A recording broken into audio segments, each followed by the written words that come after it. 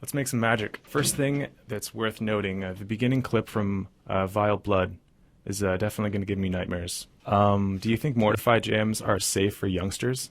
Well, I mean, it depends what they listen to.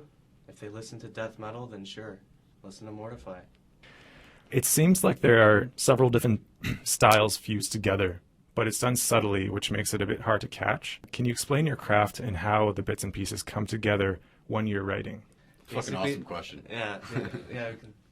Basically, what happens, I start off, I write a guitar riff, and then me and my brother just jam it out, and then I come up with riff 2, riff 3, and after we're done, then Oliver writes lyrical content to the music, and then the bassist comes in after that.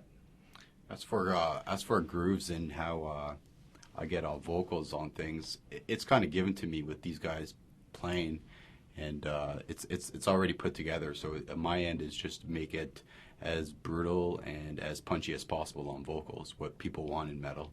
One thing I was always wondering though, when you're putting in vocals, do you have like the certain pitch in mind, or how do you fit that together with the other elements of the band? It kind of plays itself out already from the style of music. A lot of the slower parts I consist of maybe doing a higher pitch because of the slower ends. A lot of the faster parts I'll end up having a lower end pitch because of the way tempo is. It's something that I think a lot of people wonder about. And like I was saying before, a couple weeks ago on the show, we had a theme and we were doing outstanding vocalists in metal. When you're training your voice, like how do you get it to sound the way it does, and to get those pig squeals out and like get that ferocity to like really shine? A couple bowls of pot does one thing. I also I listen to a lot of music that has a lot of similarities to what I play, and I enjoy, not to say a mimic, but I enjoy practicing what I listen to as well. The music, it seems very dense. There's hardly any time for the listener to react because it's like a full-fledged oral assault. Can we break down death metal and define it for listeners? Well, the type of death metal that we do, right, we say extreme brutal death because it's really fast. And then when we like to slow it down, then we like to slow it down a whole lot. Like, so just the mix of the two makes it really brutal. I was watching a video a few weeks ago. It was an elephant giving birth. And I thought, it's disgusting. Some people would say, birth and then the beginning of life is a beautiful thing. But when it's an elephant, it's kind of metal, I think.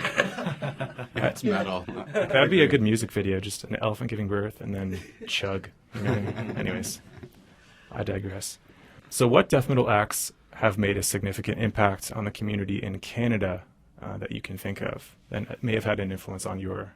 For myself, as for Canadian music, I think a lot of influences come from bands such as On Dissonance, other bands such as a dead band of mine, of good friends of ours, Dismata as well. Even though I've recently picked up their music in the last 2 years, it's like I've been listening to them forever, and type of music that it is, right?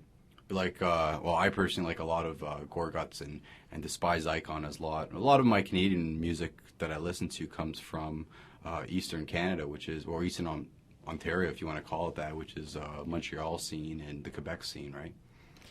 It's interesting you say that because a lot of the themes that we got coming up on the show is just that Eastern Canadian metal.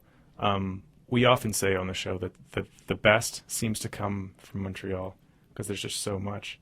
And it's interesting when you compare yourself to bands like Cryptopsy. They've obviously been around for a number of years, and what's inevitable about their career is that there's a change.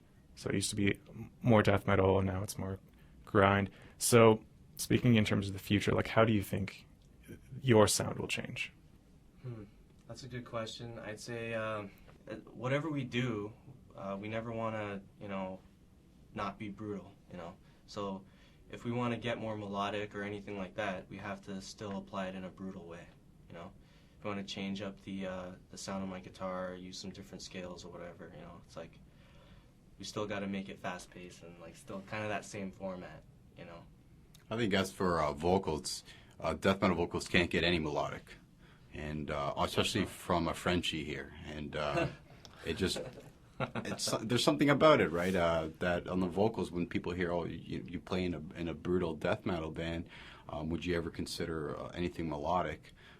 Maybe on an instrument wise, but on vocals, absolutely not, right? If every single element of the band was had that melodic element, it might be a little too much because one has to complement the other. But I know that's just coming from one listener. Yeah. Brutality. So, how long has the bro down been going on? How long have you guys been jamming together? I've been jamming with these guys since 2006. I came out to a practice, and a week later, they asked me to play a show with a band that we were on tour with, Lividity, for the first time. And I was like, this is what I want to do, you know, and brutal. Let's try and fit in that word as many times as possible. Preliminary Hearing was your last effort, and it's been out for kind of a while. What can listeners expect from an upcoming release? Like, what direction are you moving in? I think as for what anyone could expect out of a new record, as our overall whole, is a lot more punches, a lot more time changes as well. I'm hearing a lot of different time signatures with the drums as well on top of that, right? So, I mean... yeah, it's going to be a little more technical. Like, we're a little more progressive musicians overall, so... We're big fans of tech on the Red Switch. Cool. We like it. I mean, on my end, recording vocals and writing vocals and lyrics, especially with what I was expecting out of this record, was someone like yourself and anyone from the Red Switch to pick up and be like, holy shit, you know, that really has punches to things on it. And as for different ranges, that from the get-go of playing in this band, I kind of knew that, you know, the band has a lot to offer, and I think that having a lot of different pitches is key and necessary, right? Mm-hmm. Okay, so, I mean, you guys have been around for a few years, since 2004. What significant positive changes have you noticed in the metal scene in Toronto? I think a lot of people, from day one that Mortify started to now, a lot of people are supporting us a lot more for what we do and for what we project in a disc and onto the air. Death metal in the scene and in the Toronto scene as well, but I mean, if you want to consider it brutal death metal, no, there isn't, right? There isn't too many, at least. But it's interesting though, because death metal is a subgenre, but even from that you can break it down even further. Oh yeah. It's interesting to think like how much further can it go, and can newer bands like from the grassroots level create something completely new, like Tech, for example. Or, I don't know, Nintendo Core or whatever. Nintendo I'd like Core. to think that we have an original sound, so we're trying that. Keeping with the momentum of grassroots metal, in your career so far, what have you learned from a trial and error process, like where to play, how to promote, and what advice would you give to like-minded artists? Recently, I mean, as for what I personally learned was promoting a lot of your own material, promoting your own shows as well goes a long way. This is actually going to be on the air whenever it is, and there's a show on the 23rd that we're playing, and all bands basically promoted and gone to shows and gone to different venues to promote shows, and that's what I learned. A lot of things is, you know, pick up your own legwork, basically. Is it just a matter of the influence that one generation has on another in order to create new sounds, or like is there another factor in there in terms of how the sound changes in the community? I think when a lot of bands I guess it depends which bands come to Toronto, right? A lot, Yeah. and then impact the most, and then influence, you know, the young musicians. I think that has a lot to do with where the sound goes. Mm-hmm.